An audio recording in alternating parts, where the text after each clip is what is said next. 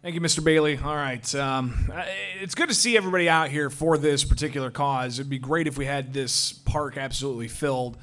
But just know to yourself that you care and that you got off the couch today to take part in this rally to support and to raise awareness about an important cause. These comments that I'm going to share with you are going to be broadcast on WMAY. I'm doing a live broadcast out here and talking with some of the guests. And Josh, I definitely want to get you on the air again to talk a little bit about the importance of this event. But in my prepared remarks, they will be podcasted as well, and they're also online. But I'll share with you what I have prepared here. During the 2008 election, we heard from our current president a message of hope and change. Something else that he was very insistent on was government transparency. The mainstream media ate it up and regurgitated the rhetoric to a voting base desperate to get away from the disastrous presidential policies of George Bush Jr. Glenn Greenwald, he reports, in 2008, candidate Obama hailed whistleblowing as an act of courage and patriotism, which should be encouraged rather than stifled, as they've been during the Bush administration. My, how things have changed. On the president's own campaign website, he says that the Obama administration has prosecuted twice as many cases under the Espionage Act as all other administrations combined. But of course, those in power on both sides can leak all kinds of classified information, like the names of an agent or details about a raid. Yet, they won't get persecuted or prosecuted. They won't get sleep deprived. They won't be indefinitely detained, as the accused Bradley Manning is. Since President Obama has taken office, America has been involved in more wars, a surge in Afghanistan, more drone strikes in countries that Congress has not declared war on, and more prosecutions of federal whistleblowers than any previous president. Sure, troops have drawn down in Iraq, and there's a plan to withdraw from Afghanistan by the end of 2014, but you're not reading the fine print. NATO says that they will stay in Afghanistan after the 2014 drawdown date for training missions. That sounds like very similar to what was said before the Vietnam War, that they would send advisors to Vietnam. We've conducted kinetic military humanitarian missions in Libya, looking the other way as Al-Qaeda stepped in, and NATO and the U.S. are revving up to intervene in Syria. In our name, the U.S. has conducted an incredible number of drone strikes in Yemen and Pakistan, places where our Congress has not declared war. Obama has even killed an American citizen and his 16-year-old son without trial using a drone in a country that we've not declared war upon. We've got drones over the skies in Somalia, and a suspected U.S. drone even crashed in Iran not long ago. By the way, a company in Iran is sending President Obama small pink models resembling the drone that went down in Iran. They're doing it for the lulz. Now, how could I go on without mentioning the first time a drone's been used to arrest an American citizen in America? Can we say an historic U.S. Supreme Court case? What's more arguably devastating than autonomous drones flying around the world, dropping bombs on wedding parties and funeral processions in foreign lands is persecuting, not just prosecuting, but persecuting the people who find it necessary to tell the world what they see behind the scenes or when there's serious impropriety going on within our government. Let's just go back throughout history to take a look at a few examples. If there were a whistleblower in these examples, massive devastation to human life, human thought, and our understanding of history would look very, very different. The Gulf of Tonkin incident led to the garnering of public support for the Vietnam War. It was reported in the papers that there was an attack on American forces in Southeast Asia, an attack that did not happen. If there was a whistleblower in that case, tens of thousands of Americans and Vietnamese would still be alive. let alone the hundreds of thousands maimed. Operations Mockingbird, MK Ultra, Paperclip. Yeah, these are all crazy conspiracy theories, right? No, think again. If there was a whistleblower in these cases, we would have learned more about how this government, the United States government, post-World War II, brought over Nazi scientists to work on rockets and even behavioral modification. Or how the CIA has journalists implanted in all major American newspapers writing propaganda to brainwash the public. If a whistleblower had been there in the early stages of these atrocities, we would have an entirely different world. I mean, come on. You don't think the mainstream media would pick up a story that the U.S. government was using Nazi scientists to study behavior modification? That's not sexy. That's not scandalous enough. What if there was a whistleblower involved in the Tuskegee syphilis experiments, where that was going on decades ago? It's not just the military that we need whistleblowers on. It's also these types of things. Could we possibly have had some accountability from people involved in shooting up minorities with syphilis? Absolutely, if there was a whistleblower in that case. We would have had immediate accountability. But no, instead, we find out a full generation later that our government was involved in the Tuskegee experiments. I could go on to talk about other instances of whistleblowers like Sibel Edmonds. She tried to go through internal channels to report on the illegal, unethical, and quite frankly, dangerous things that were taking part in her office at the FBI. There, she went through her superiors to address these situations, but they did not act. There, she was chastised and even spied upon by her colleagues at the FBI. There, she was even put under investigation herself for reporting illegal activities. After all else fails with internal reporting and getting the Inspector General involved, she even went to Congress. No help there. She wanted to testify to the 9/11 Commission because a lot of the questionable content that she had seen being altered or labeled as not important was very pertinent to what happened on September 11th. The 9/11 Commission wouldn't have her. She then went to the media, and the mainstream media played her as this cute, helpless immigrant trying to make it big in the FBI.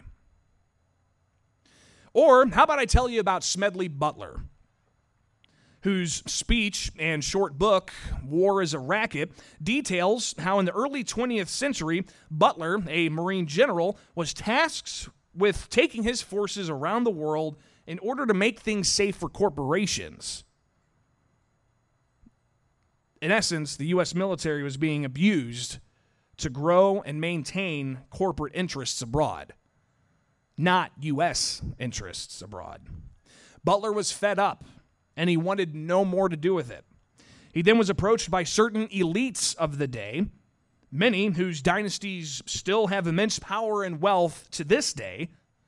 He was approached by these people to be the leader of 400,000-person military to advance a fascist coup in America. Butler went along with the plot long enough to get names and other information, where he then testified to Congress. There were media reports back in the day, but keep in mind, this is early 20th century. And they called it a business plot. But what's sad is how Smedley Butler, one of America's true heroes, right up there with the likes of the Founding Fathers, his legacy has been forgotten, scrubbed from the pages of history.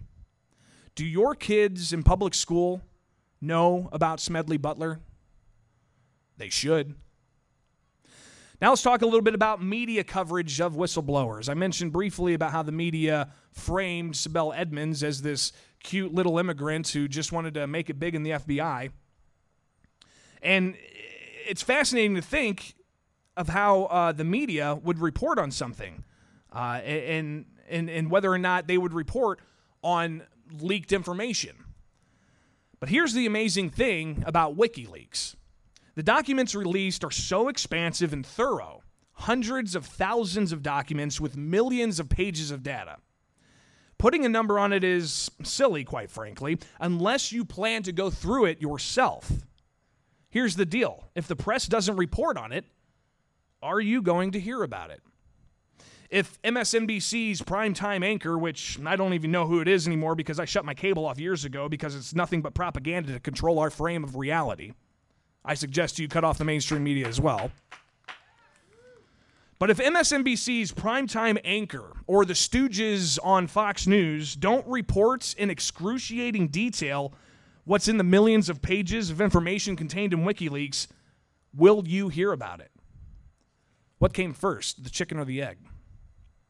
Surely, there are some citizen journalists or an investigative blogger online that'll have stories about the Afghan war diaries or about the idiosyncrasies of world leaders as found in the leaked diplomatic cables. But you have to seek those channels out.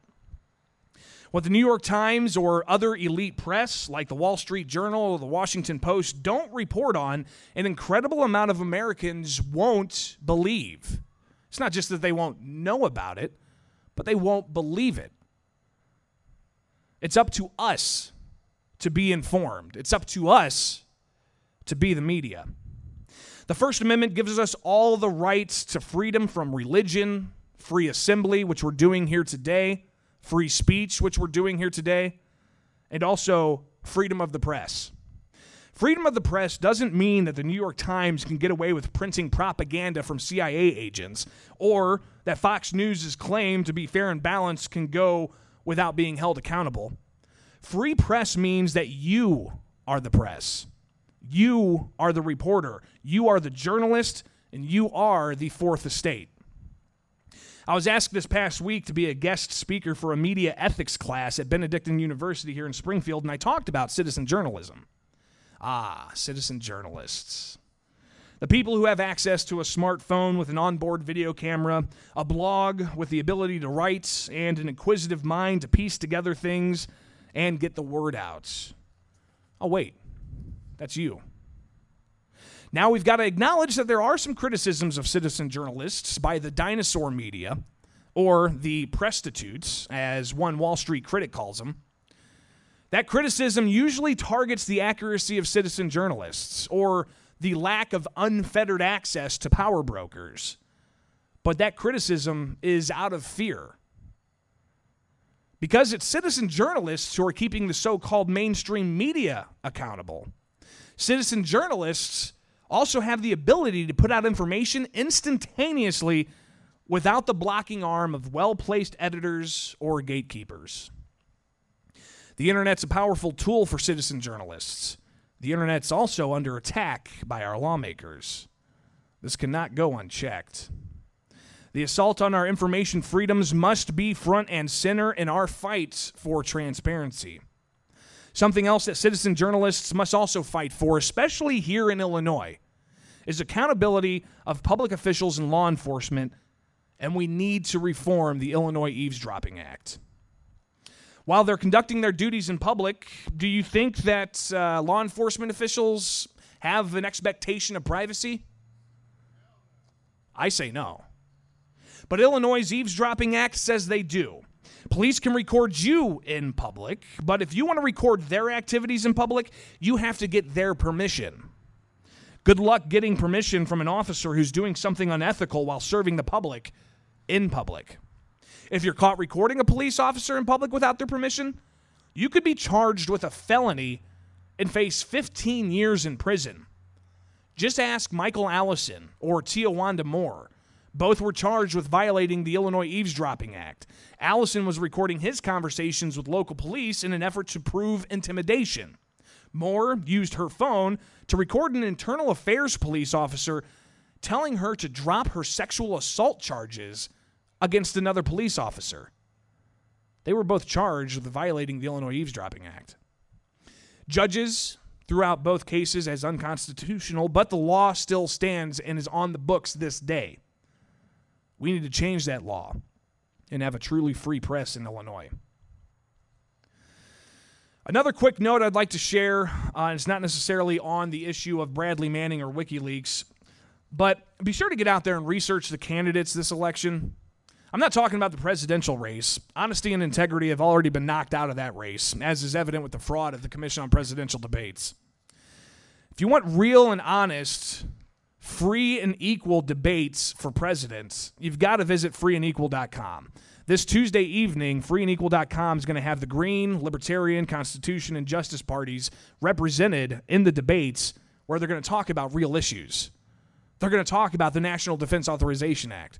They're going to talk about withdrawing all troops out of Afghanistan and not having NATO troops stand by to train. They're going to talk about these real issues. They're going to talk about the Federal Reserve. They're going to talk about the FBI terror plots.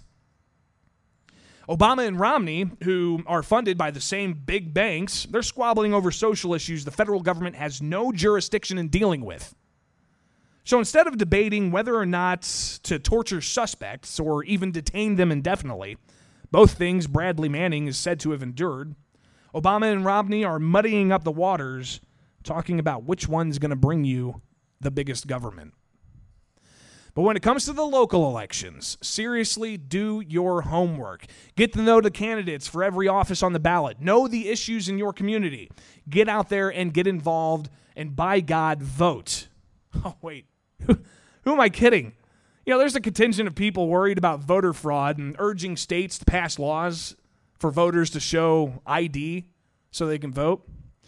But what's even more troubling than the potential of someone not showing ID at their polling place is the fact that electronic voting machines are so prevalent. Here in Sangamon County, we have optical scan machines, but votes are still counted electronically. The minute you feed your vote into a machine, your vote's compromised. Demand that your votes be legitimately counted. Settle for nothing now, or settle nothing later. Thank you, and let's continue to spread awareness about Bradley Manning and about WikiLeaks.